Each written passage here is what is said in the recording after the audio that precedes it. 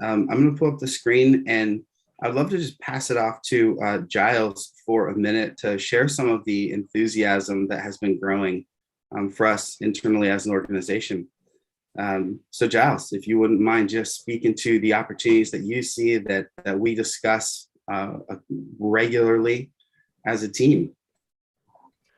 Yeah, I know that there have been a ton of conversations around the activity and the opportunities that are in front of us, but I guess I wanted to just sort of circle back and circle over and reflect a little bit on where we are and kind of the state of things. I recognize that everybody here assembled at the table brings time from their professional positions, certainly, but I think chiefly people are in this thing because they have a personal stake in wanting to see this incredible land and asset repurposed for the people of Oregon, all the people of Oregon. And so I just want to extend some appreciation to the two counties, Washington and Tillamook, and all our past supporters and funders who've brought us to a place where happily and I think excitedly, it has coalesced at a time that is admittedly complicated given COVID and so forth, but the funding landscape is super exciting, super positive, and we're feeling very optimistic about the opportunity to actually make good on the pledge of laying down some real trail. And we find ourselves at a point where we legitimately can do this thing now. I know that a lot of us have taken questions from friends, family, the public, our colleagues about, is this thing ever going to happen? And I'm here to tell you that with the advent of what's happening on a federal level and a regional level, and thanks to our funders, this thing is going to happen and can happen now, given this exciting landscape. I'll just add to that. This has been a tough year for a lot of us. It's been a tough year for Oregon from my perspective for several reasons. And it has been easy at times to get a little bit discouraged as COVID drags on, as it can be challenging to live in some of our communities. And, as we look at things that are happening in the economy beyond a lot of our control and in politics. And it's really increased my gratitude to be working on this project. And that is truly a visionary project that we can be part of Oregon's legacy of creating access to the outdoors. This place is spectacular. It's stunning. And, we've lost a little bit of the shine of what it is to be an Oregonian, what it is to be outdoors, with more crowded trails, with there's some of the problematic user issues. So I see this just as a chance for us to do something that is really going to be a legacy, that's going to get a lot more people outside, expose them to really beautiful places. And we wanted to just start off with that sentiment today, zooming out a little bit, because it really is a privilege to work on something that that can be part of this incredible legacy that we have in Oregon. Yeah, nicely said. Thank you, Jon-Paul.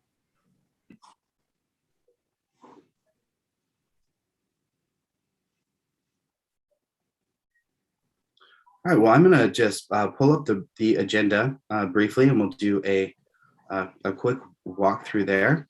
And that should tee up the next slides we have. But I would love to be talking a little bit less and promoting a conversation between all of us on what these next steps look like. So we are diving into our work plan and discussion. We are going to talk a little bit more about funding priorities in Washington County in the first hour, since Commissioner Willie is going to have to leave earlier. And I appreciate all of you taking time for this meeting. I will do a better job of getting meetings on your calendar in the future with a longer timeline. So we'll talk through the construction priorities, which is really the show here. I'm really excited to talk to you about the programming that we're working on as well, and our next steps in organizational development. So I'll try to keep that fairly short, open up space for us to just talk about how we can all collaborate on those things. And then we'll talk a little bit more about the funding landscape around the organization, STF, and then particularly those planning and construction projects. And we're excited to unveil some of the work that we've done around private donor engagement, corporate sponsorships, and really teeing up how we can get some more private money in the queue here. Any questions, comments on agenda before we get going in earnest?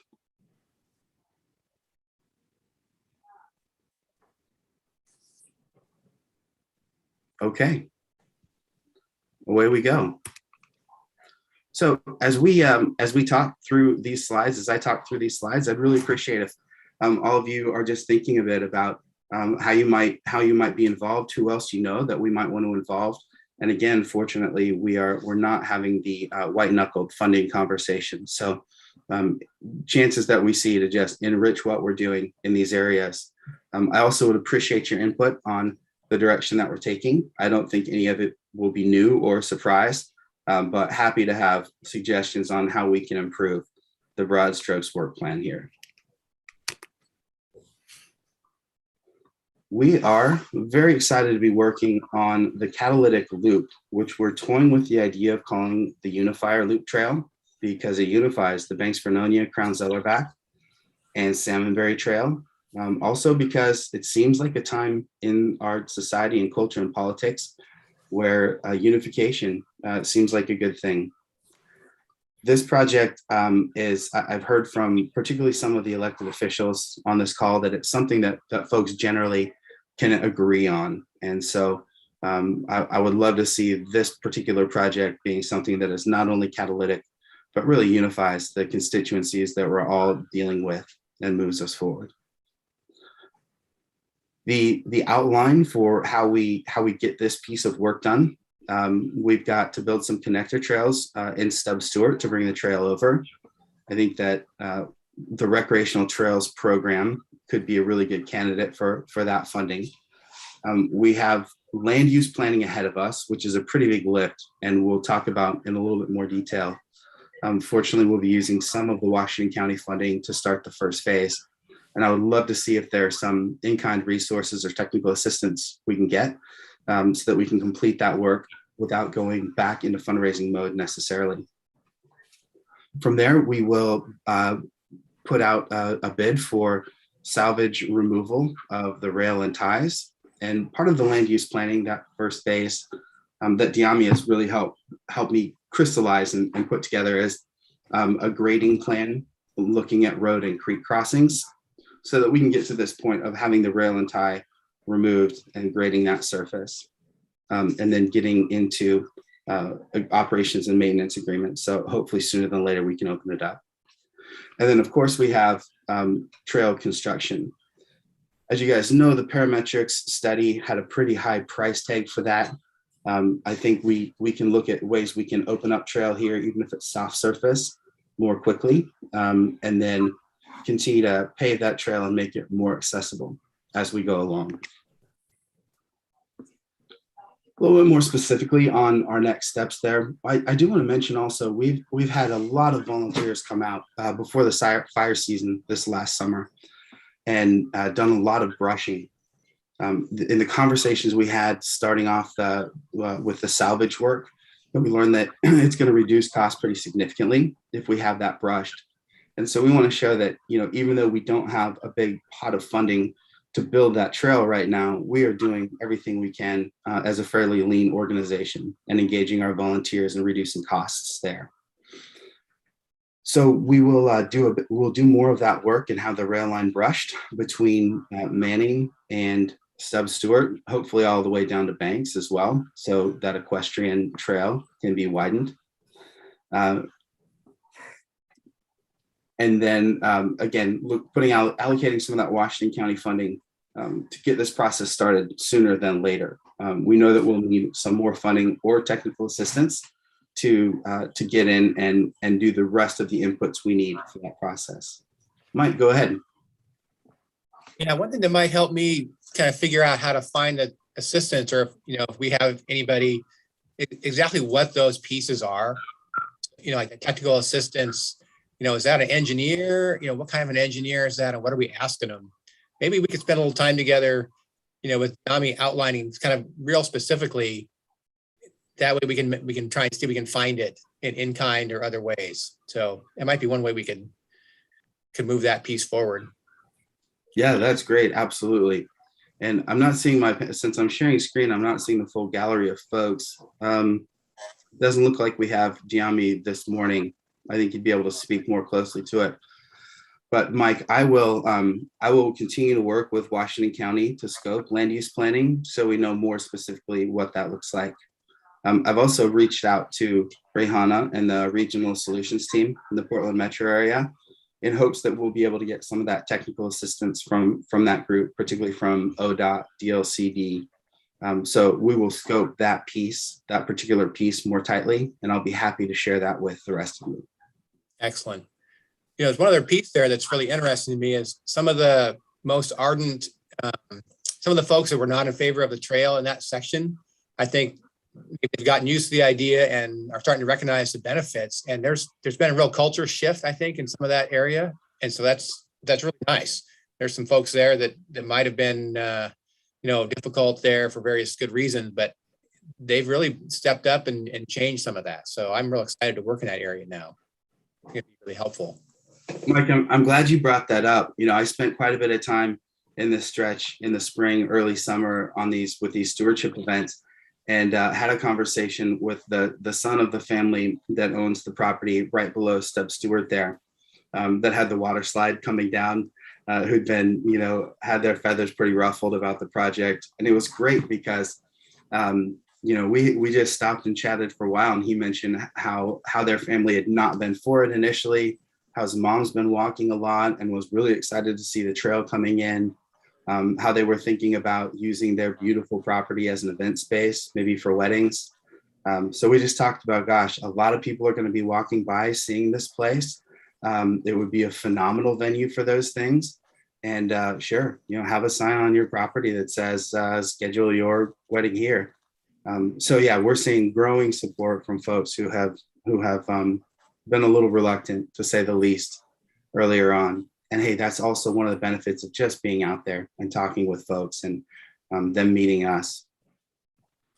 Well, that's great. That'll make it much easier to have his support. Great.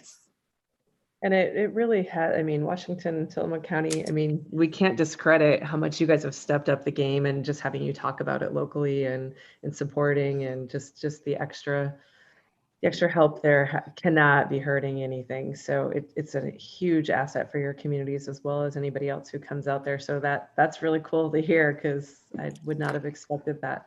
And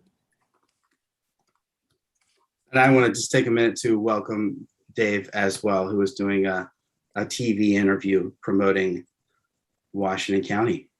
I thought you were going to say the trail. Like, no. Welcome back, Dave. It was the trail, but it was actually the ale trail that we were promoting this morning.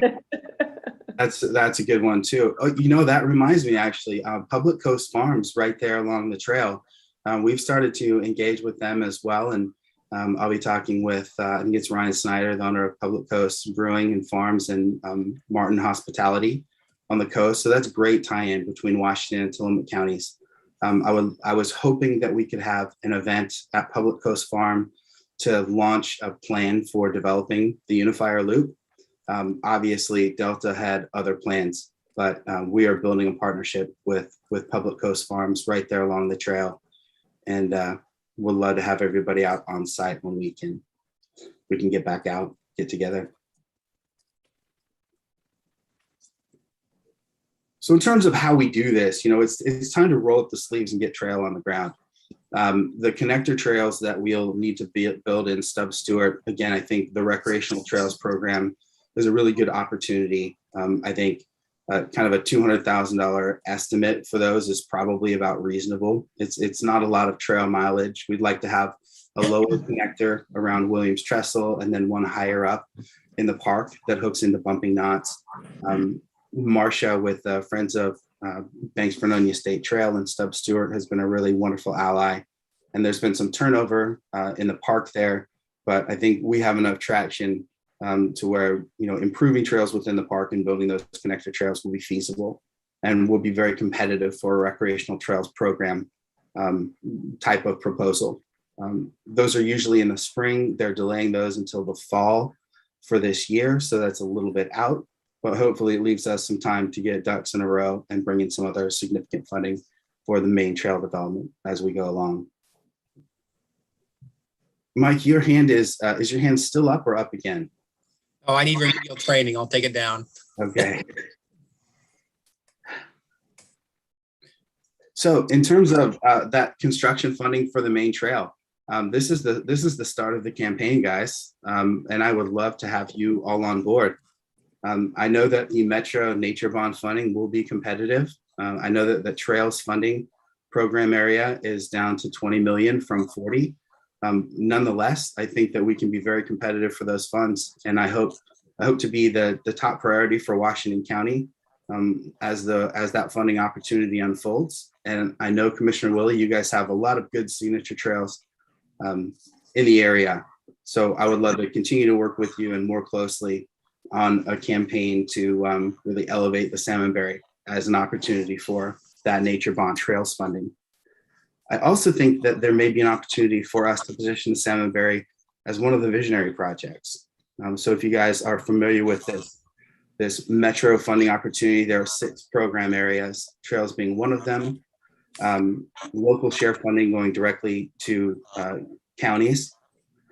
And the visionary projects, the Willamette Falls has been, underscored as the main project for that space. And they are right now developing criteria for what the other visionary projects will be. So I would love to lobby you guys and then all of us together to lobby for the Salmonberry Trail to become one of those visionary projects and receive some of that Metro Nature Bond funding.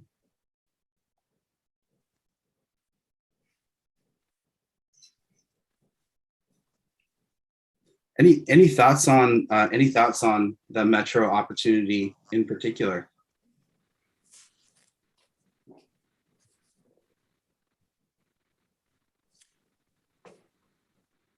How do we get the companies here on the west side, Intel and Nike and others, to help weigh in on that? Because they feel like they're, big employers and their employees use a lot of this. So it feels like it'd be nice to have their help. I don't know how to do that.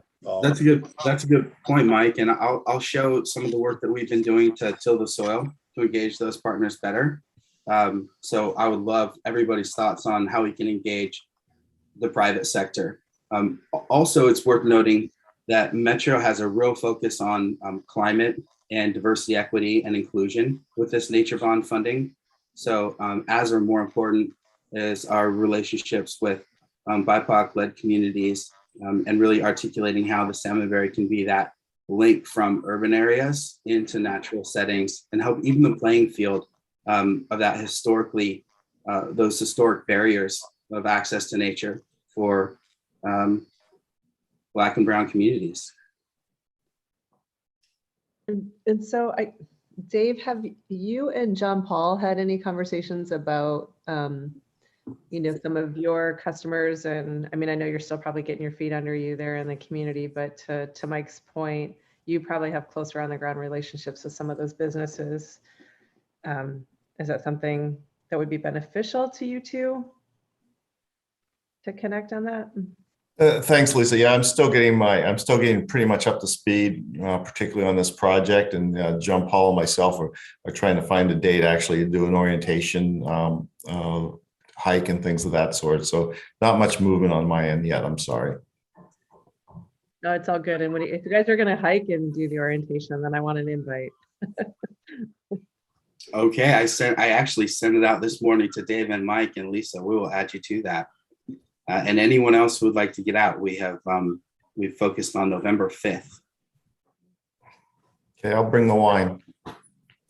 Excellent. Sean. Yeah. Jon-Paul, you and I have talked about this in the past, and maybe this is a good time to elevate the idea, but we've now had more than a year of experience with our Intel Encore Fellow, and that's a really great inroad into Washington County. Our fellow has helped in ways that we could never have imagined, and including linking with the private sector. So it might be a good time to think about it. Great. And I think that was my reluctance earlier to take that program on.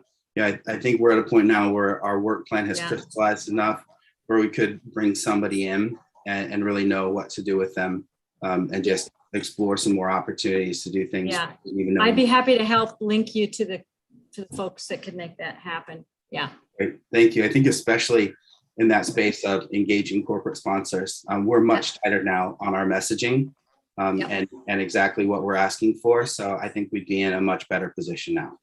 Yeah. So we can talk offline on that. How to do that. Yeah. Great. Excellent. Giles. I'd just like to offer that I have had a few conversations with some corporate potential partners in the area, and I'm delighted to offer myself up as a participant in any meetings that anybody else wants to help put together or facilitate or make any introductions. I'm delighted to follow up with any of those partners for STIA board members. If you feel like there's somebody we should reach out to, and it's easier for you to lateral pass that connection over to somebody like me, I'd be delighted to affect that outreach. Excellent. Thank you, Giles. So if anybody has, a relationship or an idea on engaging the private sector, particularly in Washington County, and also the BIPOC community, please do let us know and we will follow up. Commissioner Willie. Yeah, thanks, Jon-Paul. I think the important thing, obviously, and I think you're probably doing this, I need to reach out to Diami and get caught up a little bit, but is just make sure that keep me in the communication loop of who you're talking to. I'm reaching out to those organizations on a pretty regular basis for a number of activities that are going on here, certainly in Washington County. And so, yeah, if you could at least let me know who your contacts are, and I can certainly reinforce some of the messaging there. Be glad to do that. That's great. Thank you. And I was, Megan and I had a conversation just earlier this week, and was happy to see that you and I will get some time together soon. So I'd love to talk through, particularly what it might look like to engage some of the Metro counselors. Who we would want to be really central in pitching the Salmonberry. Absolutely. And again, I'm going to need a refresh on how this process works. Would it help if we had a letter of support from the county commissioners? Certainly reaching out to our Metro Councilor Representative Juan Carlos. So yeah, let's find out how we can best facilitate getting our name out there and certainly getting prioritized. Yes, sir. Absolutely. That is on the top of my list. And I'd love to do even a bit of a campaign around it, even maybe, excuse me, a virtual event at this point with you and with Lisa and with some other folks, just articulating what our plan is for this unifier loop, all the potential that we see, the work that we've done, so that they know we're a really sound investment. Well, and I've been working with the City of Banks too on how we can get some funding for the trailhead there, because as you all know, they have parking issues there. And so the downtown merchants are getting inundated on busy weekends. And so, yeah, working on that part too, which would just be a start of the Banks Vernonia, but certainly it's also a start of the Salmonberry. So yeah, it kind of all works together, but that's been my focus recently. But yeah, glad to broaden that scope. That's great. Thank you. And Julian and I have been in touch as well to see how STF can support the City of Banks on that parking expansion. We sent a letter of support and helped scope the proposal for appropriations funding in the spring. Unfortunately, that didn't hit for either of us, but it's really, given us a practical way to collaborate. So anything that we can do also to support that project and to tie it into this unifier loop, we absolutely will. Okay. Dave. Thanks, Jon-Paul. Just catching up. So I'm hearing the discussion about reaching out to particularly the business community, the industrial community, and things of that sort. Have you put together, or has someone put together a executive one-pager top sheet or something that talks about what's in it for me, asking them for their support, other than just asking them for their support? We have started that work, and I'll get to that a little bit later in the agenda. It's a bit more robust than the one sheet. The challenge that we have is that the trail is off limits right now, and so we can't do a lot in terms of social media outreach. So our offer to potential sponsors is not going to be eyeballs that we bring of trail users at this point. It's going to be more them being on the inside of a signature project that gets Oregon back on track for being a world-class outdoor recreation destination. So we'll talk through some of that messaging, and I'd love to get your guys' feedback on that. And so in that, Jon-Paul, because we keep getting taken for literally a ride, and we haven't been able to get on the ground like you were hoping to, we're doing a lot at state parks anyway, around like 360 virtual tours, because we can't get classrooms out, we can't do our interpretation. And so that might be a beneficial way to say, like, here's what that infinity loop could look like, and help, kind of promote. And you probably already thought of that, but that might be another way. So if we can't get you out there, we can get you out there virtually. You That's can give them goggles. Maybe Nike will sponsor goggles for us to use. I don't know. I love that idea. And part of what we're doing now is looking at a very light brand refresh, using a lot of the work that's already been done. And so I would love, as part of that plan for the unifier loop, to have a rendering of, what a new county park might look like near Fisher Road, and parking access there with trail signage. But I hadn't thought of that idea of kind of a virtual tour, and I would love to go out and capture some of that footage and do a 360 tour, maybe pair some renderings with that to really sell the vision. Yeah, and I think that makes it easier for Dave to make that pitch if they, can see what it is and how close it would be to their community and to their employees and their well-being, and part of their employee well-being program. So Great. And I know bigger group events are a challenge, but let me just say again, I am happy to get out on the trail with folks. I am vaccinated. We can be spaced outdoors. So, in smaller groups, even of 3 or 4 people, I think we can follow all the mandates and COVID guidelines and best practice, but still get folks out for a look at it themselves. So that is an open invitation to all of you and anyone else you think we might benefit from getting out. I can't find my hand raise on this. So, but anyway, do you mind if I ask a question? It's Please. Suzanne Weber. Please do. In reaching out for additional funding, have you reached out to the healthcare providers? I would think that would be a really good segue to for them to reach out and to be able to support this in some way. I think that's a great idea. They are near the top of our list in terms of the outreach that we're going to be doing. We have just very recently, as of earlier this week, created some collateral to support those conversations. And I've been involved in the Tillamook County Wellness Group in the past, which is largely seated out of Michelle is now with. She's with Adventist Health right now. But Yes.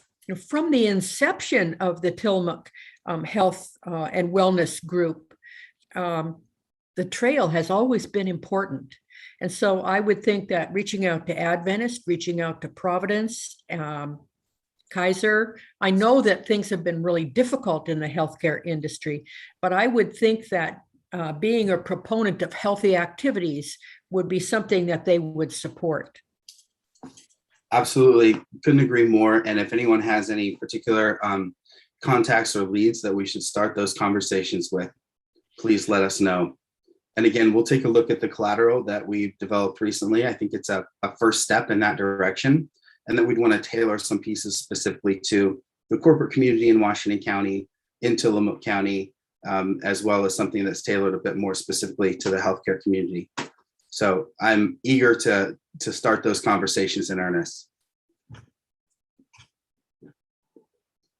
So to the final point on the slide here, again, plan being, let's get through that land use planning permit application, finish brushing the trail, remove the rail and ties, and grade. And then it's pretty much gonna look, walk, and talk like a trail, which will leave us needing to have an operations and maintenance agreement for this section. And that is a conversation that Lisa and I have started just a little bit and look forward to following up more on. I don't know, Lisa, is that a conversation we want to open up here to the group, or is that we're just kind of see how that conversation evolves with parks and what is feasible longer term as we get closer to that need? Well, so I do think, and this is where, I'm at a little bit of a disadvantage without Dennis still in the room. So maybe Mike Cafferetta can help me here too, and Jon-Paul, or anybody else that has any history with this. So when we did all of the different work groups, I think this is one that we didn't quite get all the way down into. So this would be that conversation around, okay, so STIA is holding the lease with the Port of Tillamook Bay, and now STF is going to be the basically the implementer. So now we need to get into that dialogue of what does an operations management maintenance agreement look like? And so it'd be really easy, Jon-Paul, for you and I to say, okay, this is what it's going to do for this particular piece that, maybe State Parks is willing to step up in. But I do think that we need to either create, if there hasn't been the work group and we don't have the standards around that, I think STIA needs to create a work group where we can actually create what those standards are, so that way they're consistent regardless of who is going to be the operations and maintenance agreement holder. So that could be a county, that could be a nonprofit, that could be, pick a partner, right? I don't, the possibilities could be endless, and I'd hate for us to jump in and do the first one and then realize that it's inconsistent with what we're doing. So the consistency would be super helpful. And so Michelle's got her hand up, so she's probably going to save me on this one. But if we don't have a work group, maybe she's volunteering to run the work group for us. Teamwork. No, Dennis and I had started a draft a couple of years ago, pre-COVID, when the Creamery had talked about their trail, which is now kind of back up on the plan. It's familiar. Yeah. So we did, and we figured that was a nice, easy way to ease into these agreements to make sure that we were covering all of our bases, and it also included the fee structure within there as well. Perfect. And so maybe at our next meeting we can just visit that and kind of go through it. I will look through my archives and see where we landed. That was a long time ago in my brain. So if not, I can making a note. Well, it's sorry, Jon-Paul, go ahead. Well, it's a good problem to have to solve, particularly as we see the Rockaway funding start to land hopefully in 2022 and really make some strides towards the unifier loop.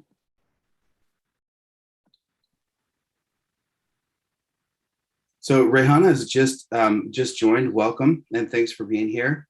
I'm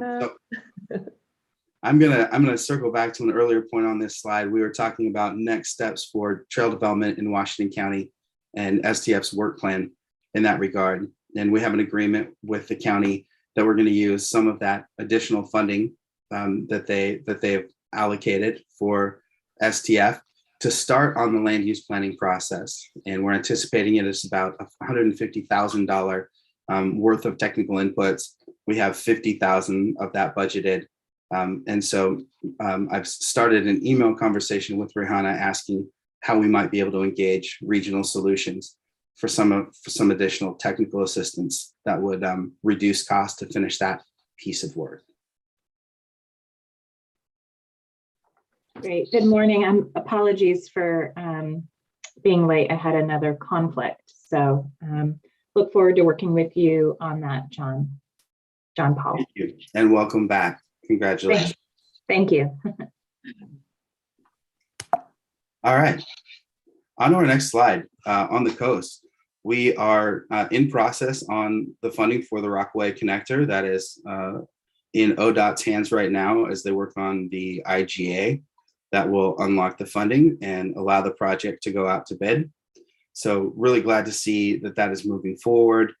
We don't have a lot of control right now on timing and implementation, but will again as that IGA is completed.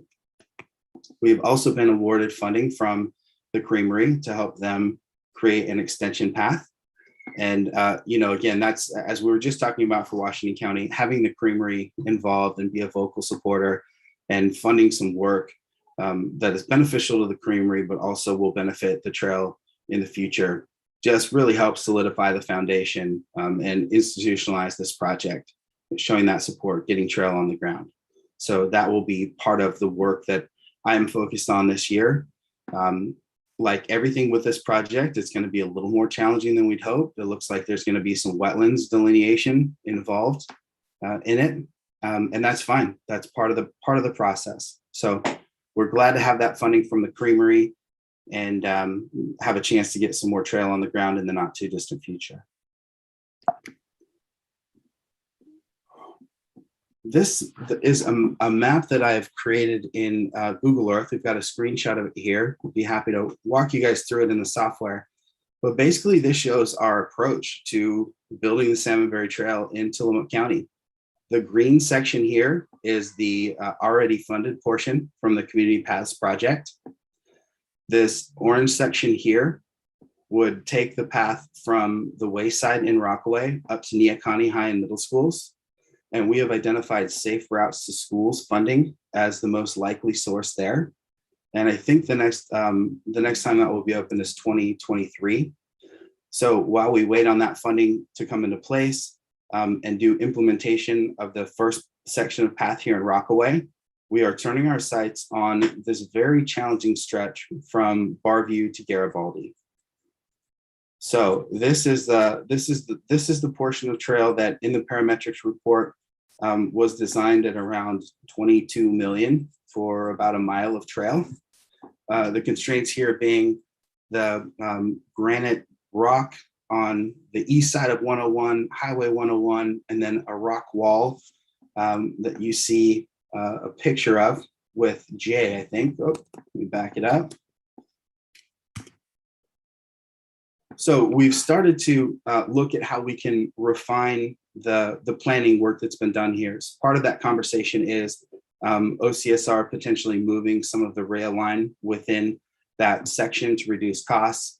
Part of it also is, potentially engaging the Army Corps of Engineers to expand riprap out towards the estuary above the median high tide line. And it also includes increasing focus from ODOT on work that needs to be done on the rock wall you see here on the top right.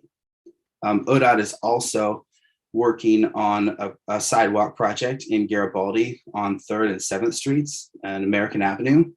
And so we're looking at how we can take that ODOT effort and combine it into a broader project that we would submit for EDA funding for this portion of trail.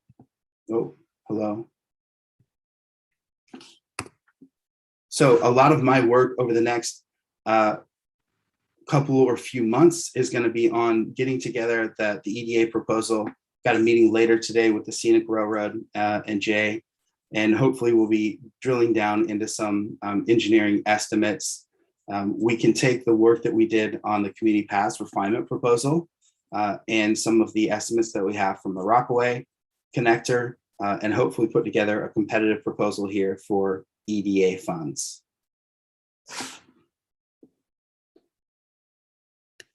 Any questions on our priorities at the coast before we move on? I sure like that, Jon-Paul. I just drove that section and the bicycles and the highway, it's really crazy. So I think that would be great. But what is EDA funds? Yeah, EDA is the Economic Development Agency. There's funding from the American Rescue Act for travel, tourism, and outdoor recreation. I'll dive into that a little bit in our next set of slides, but we're being advised to keep that proposal around 3 to 5 million. Initially, I was wanting to swing for about 12. But the good news is that it looks like we might be able to get this shorter yellow section here done for that lower amount of funding. That sounds great. Jay, if you wouldn't mind saying a word to the walk that we took, was it just last week? And how you see this shaping up, it'd be great to hear your thoughts. Yeah, it was just, was it this week or it was last week? Yeah. We went out on a Tuesday and walked walked the whole section there around from Three Graces down to the bay to the pier, excuse me, at Bay Lane. It's pretty challenging section. The pitch I'm using within ODOT is that we can use this trail to significantly improve, as was just mentioned, the safety around this corner. It's very dangerous for everyone. The other key piece is that this is an area where 3 trails, including the Salmonberry, would all come together at one pinch point, essentially. And so if we can get this section, just this section built, we can improve the safety for 3 different trails as well as for the highway in a significant manner. So I think that that's a pretty good story to say. So I still have a lot of work to do to get ODOT on board, but we're making definite progress. And I think this is probably one of the better approaches that we've had in quite some time. That's great to hear, Jay. And thank you for the work you're doing internally in ODOT, the time that you've taken to get out on the ground with us, have several meetings, and see how we can have a more reasonable approach to this section. I really appreciate your collaboration and expertise and time. You're very welcome. Yeah, Jay, I also wanted to extend my thanks. And if there's anything I can do to help you elevate that internal conversation within ODOT, I'm happy to reach out. And because anywhere we can collaborate and do this, I mean, if you're already there on the ground doing something and there's an opportunity, it seems silly just to, this is the thing that people just look at government and go, why do they do that? So kudos to you guys for getting out there and being more collaborative and thoughtful and creative here. Thank you. Well, I appreciate the offer there. I may actually have you come in and to a meeting, join a meeting with my region manager here in a couple of weeks. So that's when I hope to pitch my story and get his buy-off on bringing ODOT's money to the table here. I'm happy to do whatever you need, Jay. Thank you. You're very welcome. You know, maybe we will just go a little bit more into what this looks like in terms of funding, because that collaboration is going to be essential. As Jay mentioned, this is a confluence of the Oregon Coast Trail. So this project is equally beneficial to the OCT as it is to the Salmonberry. You know, I think we're more in a position, again, thanks to county funding, to be rolling up our sleeves, getting folks on the ground, facilitating these conversations and putting a proposal together. But this can and should be as much you know, kind of a trinity of Oregon Coast Trail, Salmonberry Trail, and Oregon Coast Bike Route, particularly given that these funds are for travel tourism and outdoor recreation. So the more we can strengthen our pitch with it being a regional signature trails, not just a regional signature trail, the better chance we'll have to be competitive for this pot of funds. It is also an opportunity that essentially requires 20% match. And they've been very clear that the more match that's on the table, the more competitive proposals will be. So it makes it incredibly important for us to be able to quantify the work that ODOT is doing already in Garibaldi, and hopefully will be doing along the rock wall. And then also hopefully aggregating some of the resources been allocated toward the planning work for the Oregon Coast Trail and the Oregon Coast Bike Route. So essentially, you know, if this ends up being, let's say, a $4 million proposal, we know we need to have, you know, at least $1 million in match that we are quantifying. So we're doing a lot of work to put that together, be able to articulate that clearly, as well as teeing up conversations with Commissioner Scar and the other commissioners in Tillamook around how, if we might be able to get a commitment for future TLT funding as cash match for the project. And John-Paul, just a question on the EDA funds. Is it similar to other federal funds where federal funds can't be a match for federal funds, or is there any? That is my understanding. Okay. All right. Thank you. Oh, Dave, you have your hand up. Yeah, so and probably something that John-Paul talked about, but I really want to make sure the committee hears this. You know, this is there are a lot of people, a lot of organizations teeing up for these competitive grants. So I mean, it's a long shot, but it's also one that if you don't try, you don't get. One of the things that I'm hearing consistently through different organizations is because it's a competitive grant, the stronger that you're able to make the proposition as far as shovel ready. That what I'm hearing through the EDA folks and chats and whatnot, the more shovel ready you're able to present it, the higher that's going to be. So if you're looking at the project, or if you're looking at a smaller portion of the project, the more defined that it can be has a better appeal. And I think, yeah, I mean, what John-Paul's talking about, I've also heard that organizations that are proposing stronger local match to it are probably going to have a better outcome. So I mean, it's a lot of what ifs. But I think the key thing is really the shovel readiness portion of it. I mean, that they're keying in on. Yeah, great points, Dave. Thanks for emphasizing all of those. So in terms of challenges for this funding opportunity, the shovel readiness of it is probably one of those elements. That's part of the reason we're trying to do so much work as we get into proposal development mode, is to basically say, all right, we have some preliminary work that's been done by parametrics.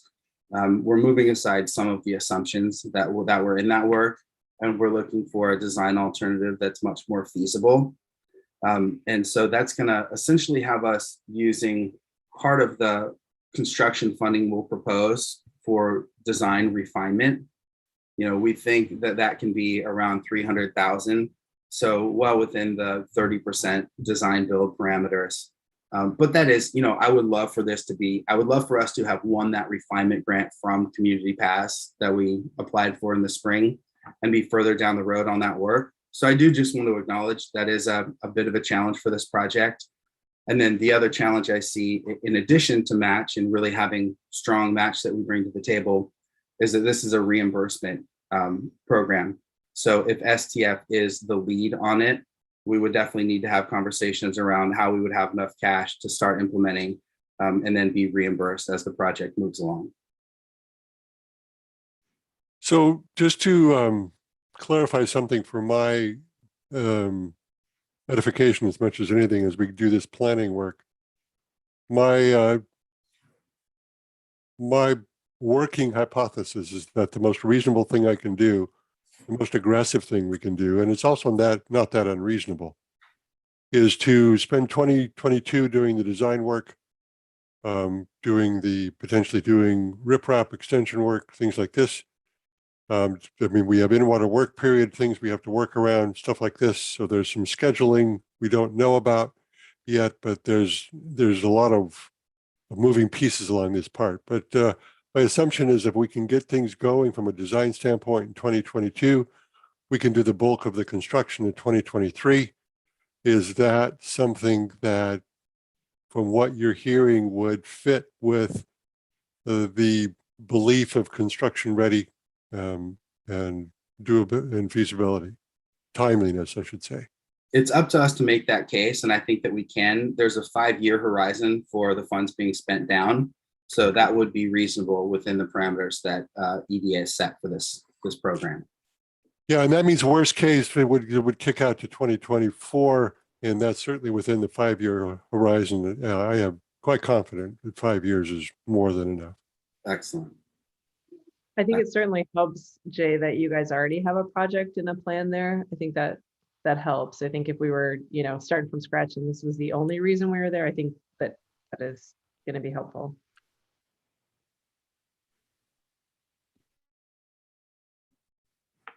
Okay, excellent. Is your hand still up, Dave, or did you have something else too? I can't see everybody and I can't tell if John-Paul can. It's hard when you're sharing screen to. Yeah, I've got the gallery up. I'm sorry. I got that bad habit of keeping my hand up. It's totally fine. I just didn't want you to be like, well, they're not even letting me talk. Anybody feel like if you need to unmute, don't wait because it is hard to see. So it's not intentional if we're missing you. Please, and I'm really grateful for this conversation. It's really wonderful to be moving more into a roundtable and collaborative conversation. So love it. Please do chime in anytime. So that is broad strokes of our priorities for the next 1 to 3 years for trail construction, depending on how much the wind is at our back with funding. We're also investing in programming because we know it's important. And it's something that we can do really to add value to our constituency and grow demand for the trail. Also, just because the time and place that we're in history, I think really necessitates that we focus on diversity, equity, and inclusion, and environmental stewardship and sustainability as we develop the trail. So in terms of that programming, we are working with a DEI consultant named Matt Reddy, and we were fortunate to get some Travel Oregon funds for that work. We have done some outreach to BIPOC organizations we'd like to partner with, and that's led us to a realization that there's some work that we need to do internally as we prepare for those partnerships. Part of that is diversifying STF's board and building an equity lens, as well as some decision-making protocols. And we'll also be producing an equity statement and a land acknowledgement statement as well with Matt's support and mentorship. I think this is going to help us build more meaningful partnerships with BIPOC-led organizations. That has been a little bit challenging to date, and I wonder if there are several reasons for that. There's probably a flood of outreach that should have been happening over the last several years that is happening now as we all focus more on the importance of DEI in our field. And part of what I would love this to look like is a closer relationship with the Confederated Tribes of the Grand Ronde, and hopefully more understanding of a lot of the great information that already exists, that hopefully we could use to help tell the story of the people who lived on that landscape originally and the way they used the land. So I see that Michael has maybe just dropped off, but would love to really build a relationship with him and the tribes so that we can go deeper in that work.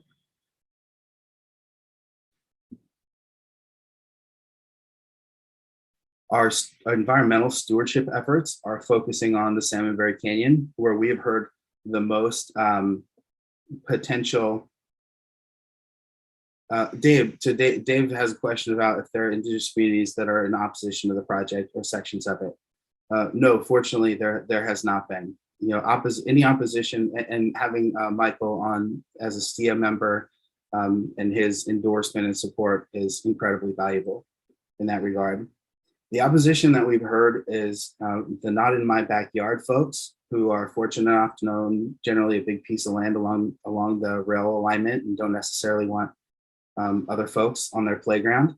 And then the opposition that I have probably taken more seriously, maybe not the most diplomatic way to say it, but I think is a real consideration, is largely from the conservation and angling community that is very aware of how precious the Salmonberry River is and that entire watershed and the stronghold that it is for native steelhead in particular, but also coho and chinook, which is why we're focusing our stewardship efforts on that part of the canyon. And I'm really excited about this piece of work. We haven't talked a lot about it yet because we're in the planning stages, but we have an exceptional coalition that Mike has been joining. We have Chris Knudsen with ODFW in Tillamook. We have a couple of folks who were on the River Canyon Review Committee and who actually submitted public comment during the last STIA meeting with some concerns around environmental considerations in that area, as well as Chris Freytag from PSU and the Seed Bank, who's helping us with native species identification. So the 4 tenets of that plan are, hey, let's get invasive species out, particularly along the rail alignment. Let's increase shading. Let's reduce slides that would be caused by the rail infrastructure that's in there that doesn't have the woody debris and trees that come down and make for a healthy river system when there are slides. And then looking at how we can mitigate human impacts, starting with removing any waste or toxic material that is already in that area from rail use, and then also anticipating that we're going to be inviting folks into that area, and that we as a society don't have a great track record of nature benefiting from our presence. So looking at how we strengthen that ecosystem before we even open trail in that area, and then how we really sort out the messaging so that folks who are walking along the Salmonberry Trail through the canyon are stewards of that place. We're looking at potentially applying for a small OWEB grant in collaboration with the Lower Nehalem Watershed Council, who is another core member of that group, which would hopefully fund some work on removing invasive species. We have consensus that's the place to start. And we have a great list of volunteers we think we can get out to come do some of that work.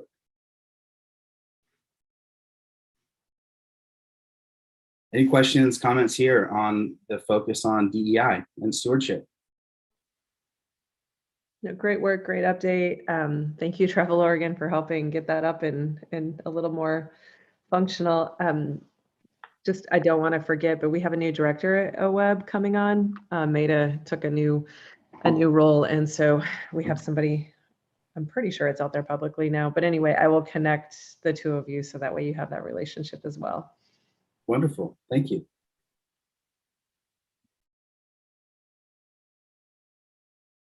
So organizational development is the other, pillar here. We talked about construction, programming, and we are still building the organization of STF.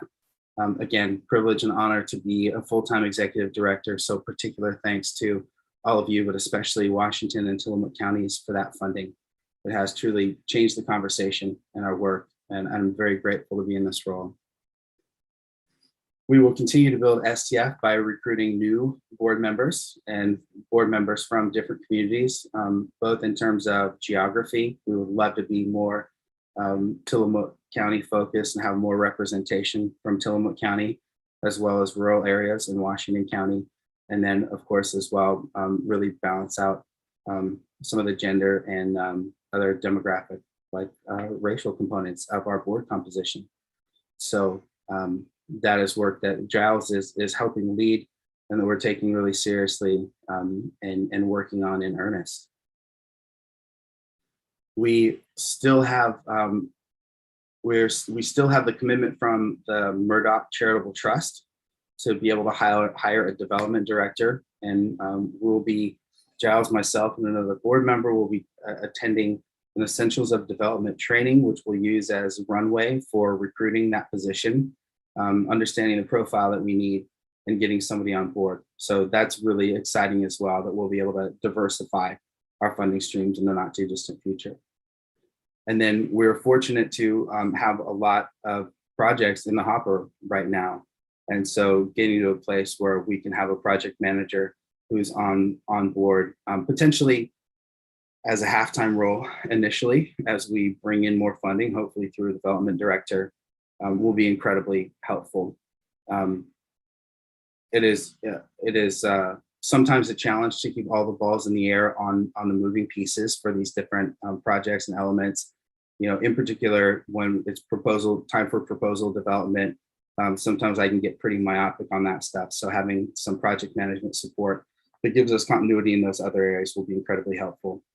And that is a position that we'll be scoping here soon. And I would love your guys' input on folks that we might want to look at, or channels that we should get that job description out to. And I think it would be a really great opportunity for us to have somebody who is physically in Tillamook County, or already has a relationship with the tribes, or just thinking through how that can be most beneficial in terms of managing relationships around the table and helping STF truly be a regional organization and not overly Portland Metro focused. Anything there?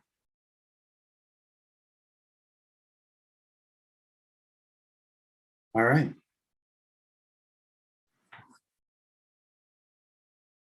Just want to create some space to circle back. I'm really glad we've had conversation as we've gone along, but want to make sure we capture opportunities that you guys see for collaboration.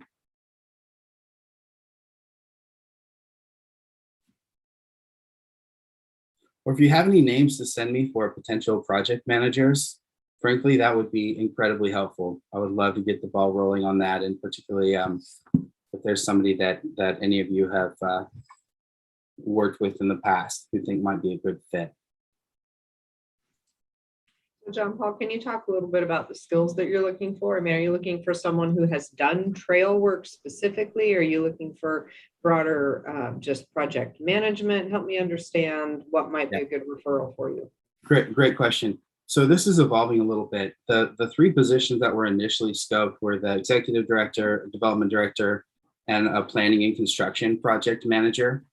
I think that at this point, we're looking probably for a project manager who has a broad project manager, detail-oriented skill set. Hopefully somebody that is pretty good with software as well. So at this point, I would see that role being not only helping with some of the lift of proposal development, but just as much helping us organize our campaign to reach out to the healthcare community and potential corporate partnerships in Washington County and Tillamook County. Somebody would help potentially pull the thread on some of the DEI work, help with the coordination of those events, and support our board member who's helping lead some of the volunteer efforts. So I think particularly, if there is trails experience, that's positive. I don't think it's necessarily as essential as we thought it might have been initially, when it was more a one-to-one comparison with the work that Dennis was doing. And I don't think it's a deal breaker by any means, but boy, I think if we had somebody that was potentially based at the coast, that could be a real asset as well. I think I would love to see a job description for your development director and a job description for your program manager, because some of the components that you were talking about with, connection to the corporate folks in the Washington County area, that sounds more development to me and not likely someone who's going to be stationed at the coast. So I think it'd be really helpful for me if I could kind of see what you're thinking about those two things and hone in on those specifics. Oh, great, will do. You're right. There, I did articulate some overlap there. I think part of it is just me thinking about the work we need to do to be ready for the development director that I'm not getting to. But yeah, we have a job description for the development director that we've drafted. That was part of the Murdoch application. I will share that with the group, and then I'll be drafting the JD for a project manager in the not too distant future, and be sure to get that out as well. Michelle. Thank you. Yeah. I met yesterday with Dan Haig, who is the newest. I don't know if you skip. I had to leave for a second, but he's the newest hire for Visit Tillamook Coast, and he's the outdoor recreation and trails manager. And so he is definitely wanting to be brought into the loop here. And it's kind of like as an oversight for some of the trails within Tillamook County. So he's going to be a huge asset in some of just the general knowledge and keeping all of the roads with all of us in different silos moving forward. Yeah, I was real excited to hear about that hire. Dan and I are going to be meeting up next Friday at the coast for a walk and talk. And we had a meeting scheduled for earlier this week, but he's had a pretty big workload onboarding. So really glad to have Dan on board. We'll be with him in person a week from now. I've worked with him in the past, and yeah, that's going to be a great position. Yeah, and I know he's also connected with Jack Mulder regarding the Creamery Trail as well. So they're going to be meeting as well. So there's a lot of overlap and a lot of cooks in the kitchen, but there's so much going on that nobody has 100% full picture of everything that's trying to be done. So it's great. I love it. Absolutely. That's super exciting. I can't wait to meet him. Okay. Feeling pretty good about the work plan at this point. Is there anything that you expected to see that you haven't, or Mike and then Sean? Yeah, Jon-Paul, I was wondering, maybe some of those employees like Dan Haig or somebody else, could we purchase time from them to do some of those jobs instead of hiring our own development director? If we could do an agreement and get some of their time to cover some of those duties, that might be a efficient way to do some of that. Even the project manager, if there's a group that has a project manager type and they don't have full funding, maybe that'd be a way to, I don't know, maybe another alternative there.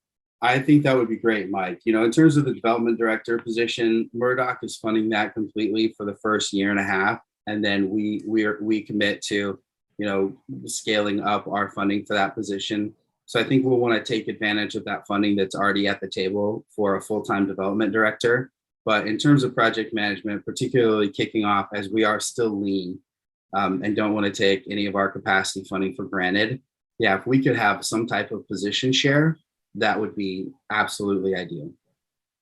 And from my understanding, I don't believe that's off the table, because especially Nan with her bigger vision,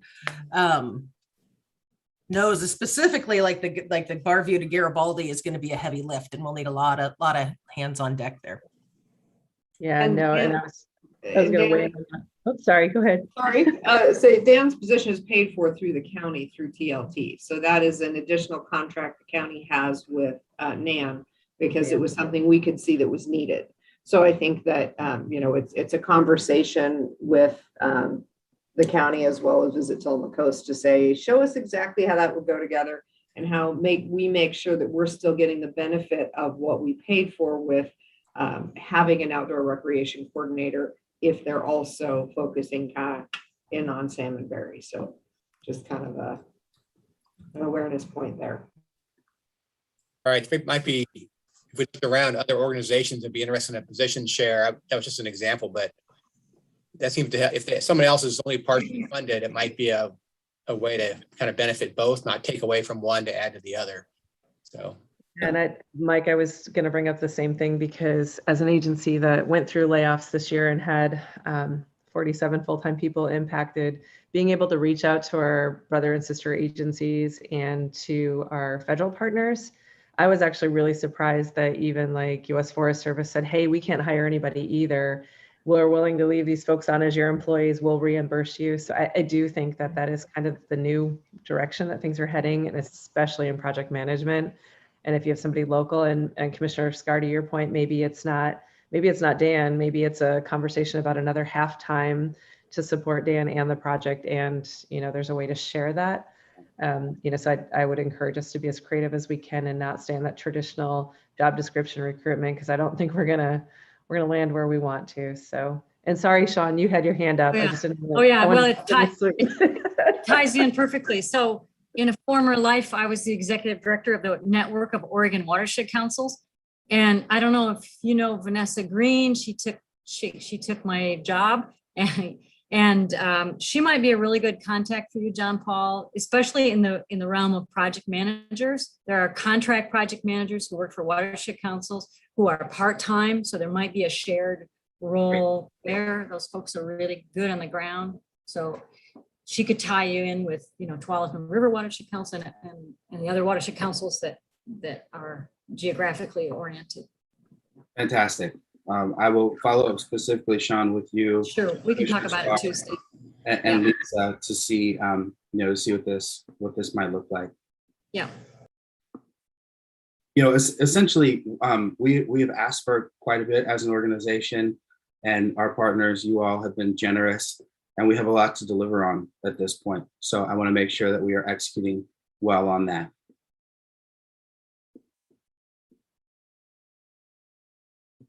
Okay. So same pillars here that we talked about for our work plan, and we've had some of this funding conversation, so I don't think we'll necessarily need all the time for this. But again, I just want to thank particularly the counties for the capacity funding, because it's a really it's a big deal, and I hope that this conversation is part of the level setting in addition to the scopes of work that we've developed, so that we keep expectations really clear, and not only between STF and Washington County and Tillamook County around those scopes of work, but also with the rest of STIA members, knowing that this is a group effort. So those scopes of work are finalized at this point, and we are executed with Tillamook County, in process with Washington County. And I am, commissioners know that I am on call anytime. Would love to have regular meetings as your schedules allow. Happy to present to at commission work sessions anytime, and want to make sure that we're not only delivering on the work that you're funding, but communicating well about that also, which I do find to be a bit of a challenge in the COVID world. So please let me know at any time if there's additional outreach or communication that you like, how I can best communicate with your constituents, demonstrate the progress that we're making, and make sure that we've socialized all of these expectations with other STIA members as well. And part of that too is future funding. You know, if we can continue to add value and prove that value, and keep these funding relationships in place, again, it's going to reach that goal that we've talked about in our planning session of having continuity and increased focus on trail construction.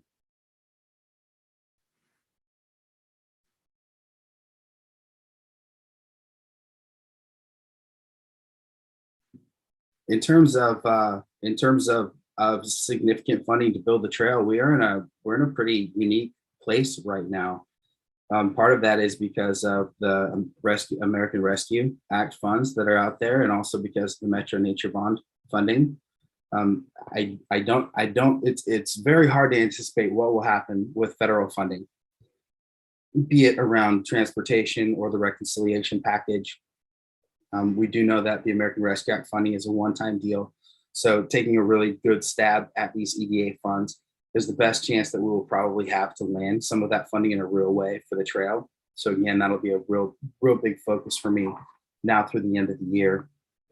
Similarly with the Metro Nature Bond, I think, it'll be interesting to see if voters pass more funding for this type of work. I know that Metro is going to put that back on the ballot in the not too distant future.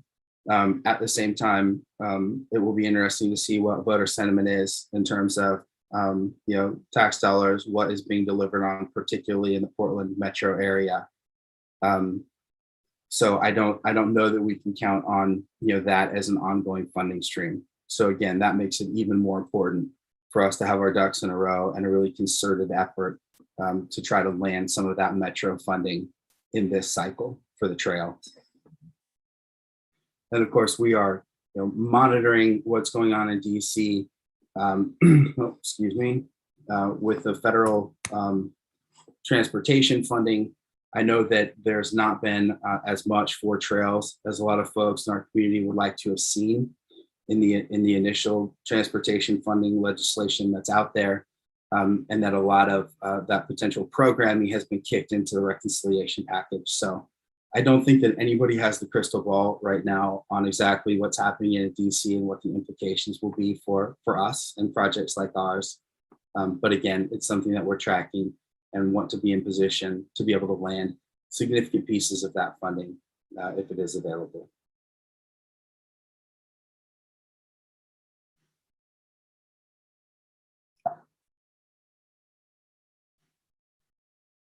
Okay. Now we get to show some of the work that we've been doing on getting ready to engage the healthcare community, corporate sponsors, private donors, private foundations.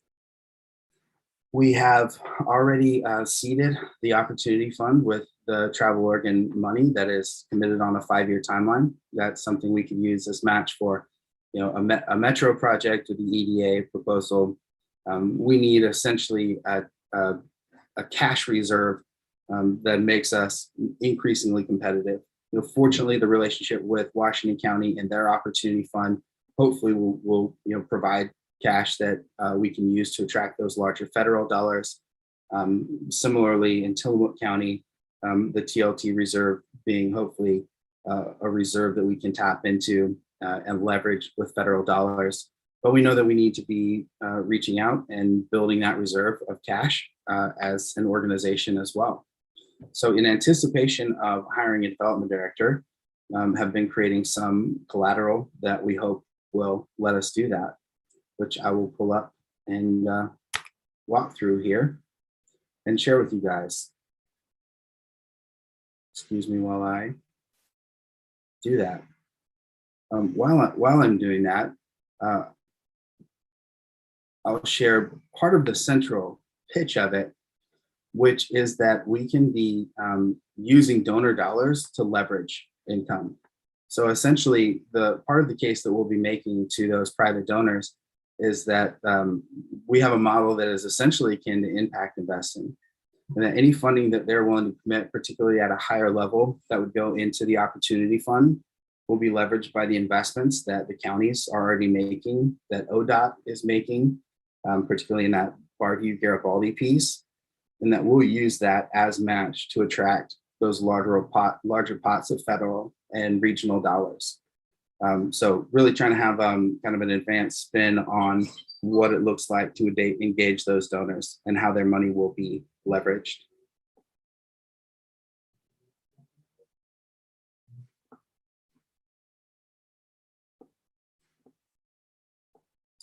Giles, is there anything you want to add as I pull up the piece of collateral that I'll share with the group after, but just do a quick walkthrough of right now as well? Yeah, I think we're getting real close to having some effective visuals that kind of illustrate the tripod of support that we're all gunning for. So how each of these pieces of funding support one another and rely on one another. So it's not just like we're going to make progress in the next 6 months with just this one channel of support. I think the support of the counties has put the foundation underneath us that allows us to pursue these bigger ideas. And like I said, having all three of those legs of the stool, let's call it, is critical to each party. So as we're talking to private corporations, for example, the fact that we can point back to the level of support that we're getting from regional governments and the agencies and the counties is super, super powerful, and vice versa. So it's been really helpful to us to kind of illustrate that complete system and how each of those legs of the stool rely on one another. So that was I think one of the more powerful pieces of this that we're seeing emerge in our conversations with people. So here's a quick look at the collateral that we've been working on for the partnership program. And this should be germane to the opportunity fund, but also any smaller investments that may just go into operating costs for the organization. A bit much to read at this point, but essentially the messaging is around the idea that Oregon has been a place that people can interact with nature, where our natural surroundings are part of what it is to be an Oregonian, to live in Oregon and to recreate. The legacy of CCC projects like Timberline Lodge and Crater Lake National Park and the structures there, the beach bill, and then realizing that in a sense, Oregon has had a lot of influx and a lot of demand on its outdoor recreation infrastructure. We have an incredibly robust state park system. At the same time, a lot of places are becoming more crowded, and access to nature isn't quite as simple as it used to be. And the Salmon Berry Trail being really an emblem of continuing that legacy of connecting Oregonians with nature.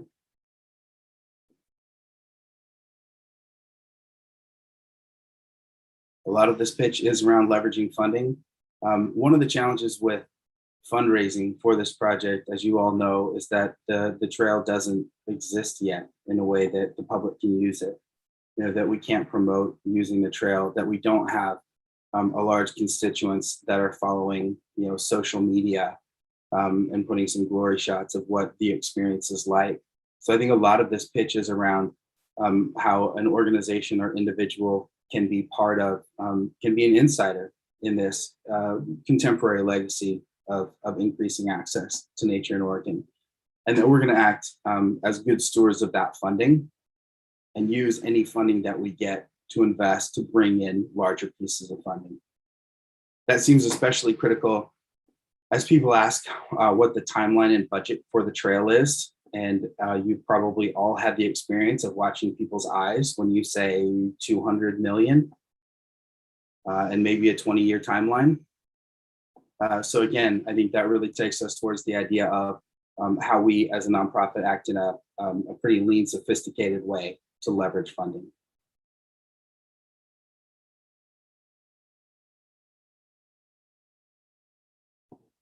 Not to go too deep in it, but we do want to be able to pull up the hood and say, hey, here are some specific opportunities that we're pursuing that will make any cash that is given. Oh, thank you, Sean. Any cash that's given have a really resonance with the project. You know, in the future, we will be in a place where we can sell redecking of a trestle for $100,000 or, you know, refurbishing a tunnel for X amount. I can't wait for us to get there. It's going to move these conversations along tremendously. We're not there yet. So I think the messaging will evolve as the project evolves.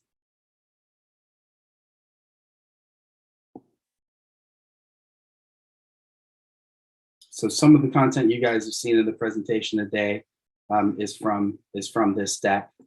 I think that we could, to Dave's point earlier, you know, we could take some of the content out here and have a unifier loop specific deck that is geared directly towards corporations in Washington County. Similarly, I think we can do that and tell the story of trail development at the coast and how the next phase of the Rockaway project, you know, long before being a glorious through hike, will just help kids get safely to and from school in Rockaway. And then the programming is really essential as well. You know, there are folks who are going to be most interested in the conservation impacts or detriments of this project. And then also, I really have a sincere hope that the Salmonberry Trail can be an emblem of equity and equal access to nature.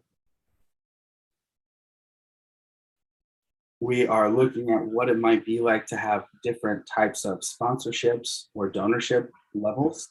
I think there's probably some more work we can do on this and parse it out. You know, at this point, before we have a development director on board, I think having conversations that focus more on larger potential gifts is probably the most efficient for us at this point. And of course, that will broaden as we build out our donor engagement infrastructure as an organization. So again, this is an initial step into more public-facing donor engagement. I will send this document out to you guys after the meeting, and we'd love to get your feedback on it. And hopefully we can riff off of this and make some really specific pieces that are resonant to each of your constituencies. Yeah, I think it does a nice job of providing a bit of a status report as to where the effort is. It illustrates some of the work that's been done, that we are doing. And then it also, I think, does a nice job of summarizing the urgency of the opportunities and getting these proposals in, and how each of the elements of support, like I said a second ago, support one another. So, and on top of it, it looks good. It's fun to look at. It's beautiful.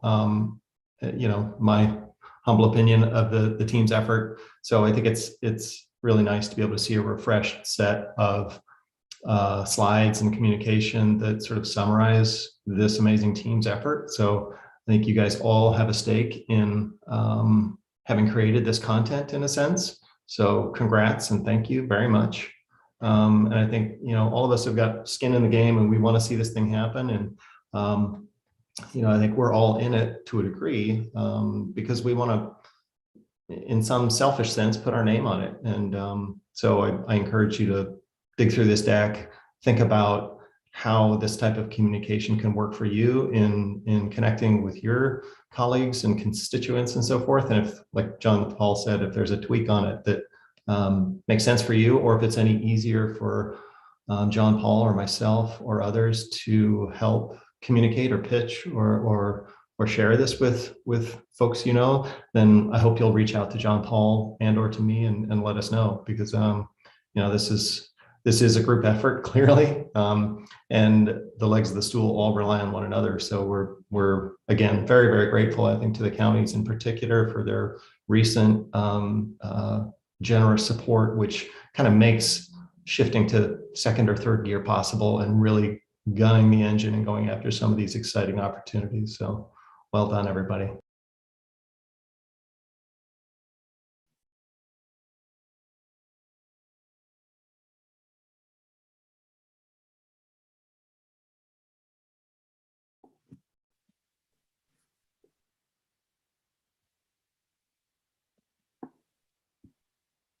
Okay, I think we've made it through way faster, John-Paul. Nice job.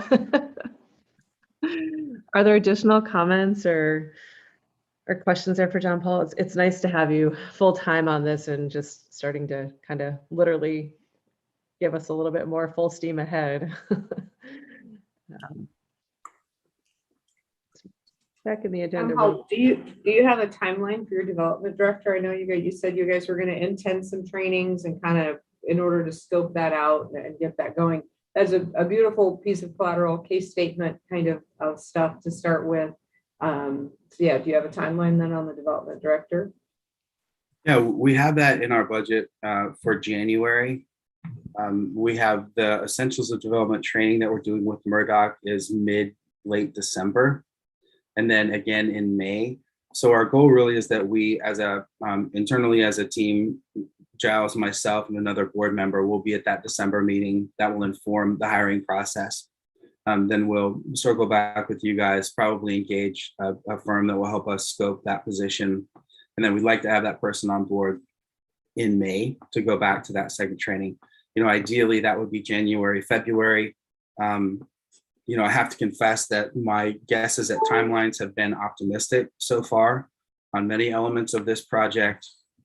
So I will say, between January and May, hopefully closer to January than May.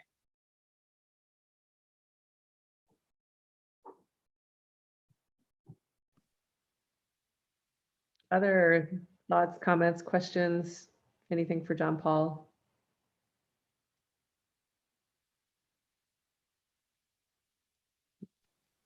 Not seeing any. Okay, so I think our next, we had discussion opportunities for the collaboration and support, but I feel like we've been kind of doing that all along. Unless there's anything else there, Jon-Paul, that we didn't get to that you were hoping to hear from us or you need from any of us? I think the conversation's been phenomenal. Mostly, I want to make sure that folks know what our priorities are, that you guys are all on board with them, think that we are prioritizing the right things and communicating well about them. So there are certainly levels of detail that we haven't gone into in terms of the work plan.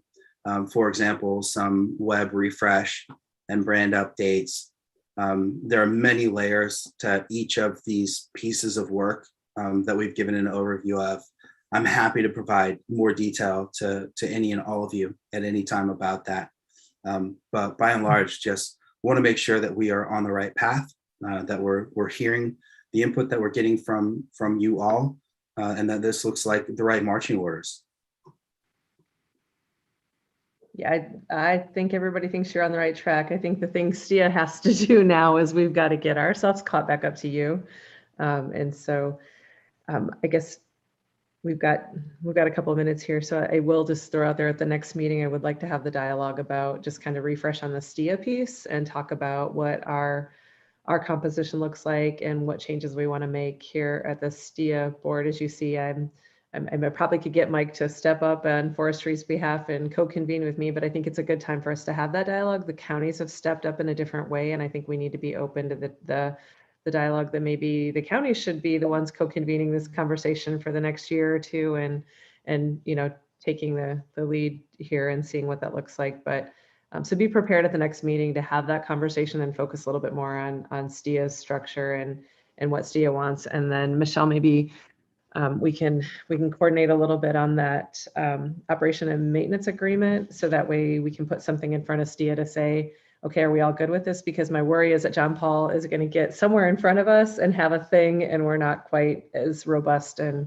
organized as STF is. So I love the fact that we are in a place that STF is more structurally sound than STIA. So kudos to you guys.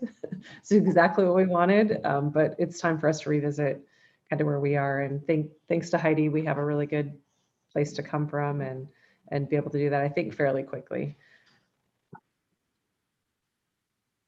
Okay, and then Sean, you wanted to make a quick announcement, and then Jon-Paul, if there are public comments, I know you're having a hard time getting streaming, so I don't even know if folks were able to get on and join us, or if there are any, if you can help me get that queued up, that would be fantastic.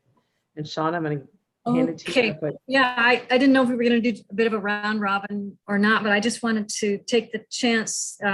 So I'm the executive director of the Tillman Forest Heritage Trust, which is a member of STIA. And I just wanted to let everybody know that the Tillman Forest Heritage Trust board voted for a name change. So as of November 1st, the trust will be the State Forests Trust of Oregon.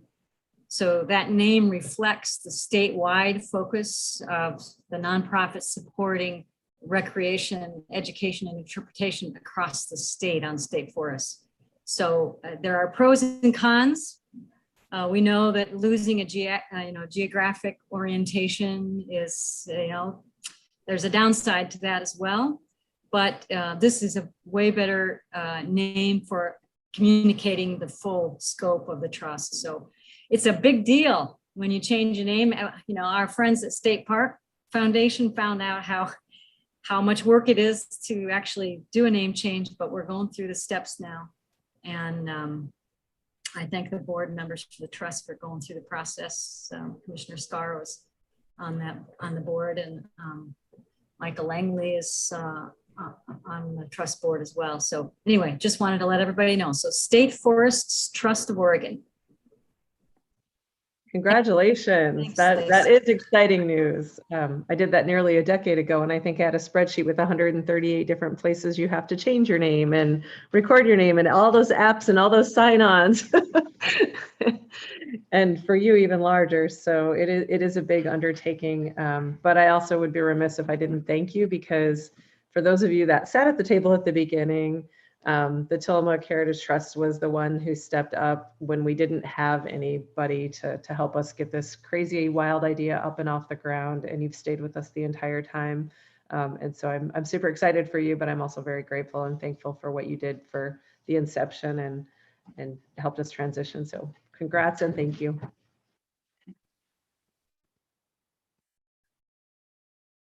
Okay, Jon-Paul, did we have any public comment? We didn't have any public comment. I think the press release that we sent out requested that comments be emailed to me 3 days prior. So hopefully we haven't mixed up. I think we are streaming on the STF YouTube channel. I don't know that it goes exactly to the link that was in the press release, so my apologies. Now we'll figure out how to iron out that tech. But no, we did not get any questions submitted via email or public comment prior. Excellent, thank you. Okay, so the next STIA board meeting is December 17th, 9 to 11 a.m. Is that on calendars already?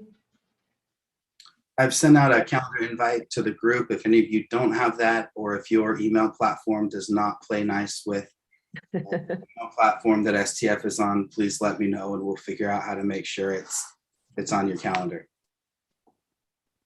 Okay, hopefully that works well for everyone. And I think, are there any other board comments or anything that anybody wants to share with the group?